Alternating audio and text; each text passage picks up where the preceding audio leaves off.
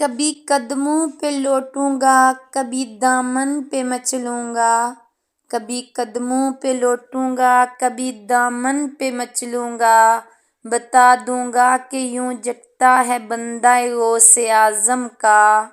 لحد میں بھی کھلی ہیں اس لیے عشاق کی آنکھیں، لحد میں بھی کھلی ہیں اس لیے عشاق کی آنکھیں، کہ ہو جائے یہیں شاید نظارہ غوث اعظم کا۔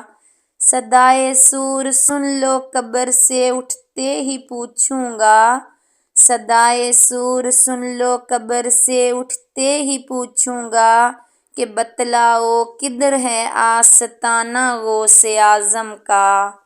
ناظرین، آج میں آپ کو غوث پاک کی ایسی کرامت کے بارے میں بتا رہی ہوں کہ انسانوں پر، پرندوں پر، جانوروں پر، جنوں پر آپ رحمت اللہ علیہ کی حکومت تو تھی ہی، ساتھ ہی دریاؤں پر بھی آپ رحمت اللہ علیہ کی حکومت تھی۔ اس لیے ویڈیو کو آخر تک ضرور دیکھیے۔ بسم اللہ الرحمن الرحیم۔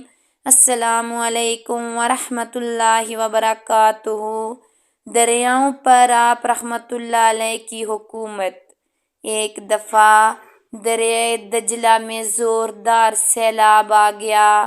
دریا کی طوفانی کی شدت کی وجہ سے لوگ ہراساں اور پریشان ہو گئے، اور حضرت سیدنا شیخ عبد القادر جیلانی رحمت اللہ علیہ کی خدمت میں حاضر ہوئے اور آپ رحمت اللہ علیہ سے مدد طلب کرنے لگے۔ حضرت نے اپنا عصا مبارک پکڑا اور دریا کی طرف چل پڑے، اور دریا کے کنارے پر پہنچ کر آپ نے عصا مبارک کو دریا کی اصلی حد میں نصب کر دیا، اور دریا کو فرمایا کہ بس یہیں تک۔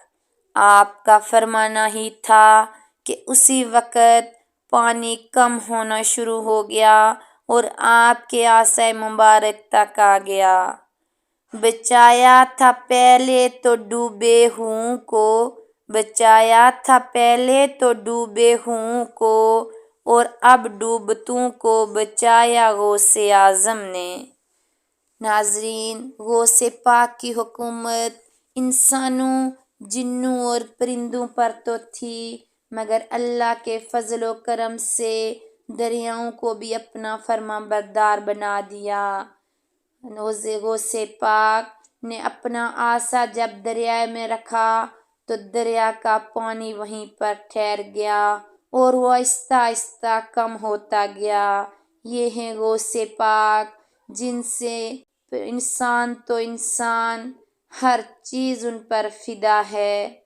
مزید اس طرح کی ویڈیو دیکھنے کے لیے ہمارے چینل کو سبسکرائب کریں، لائک کریں اور شیئر کریں۔ شکریہ۔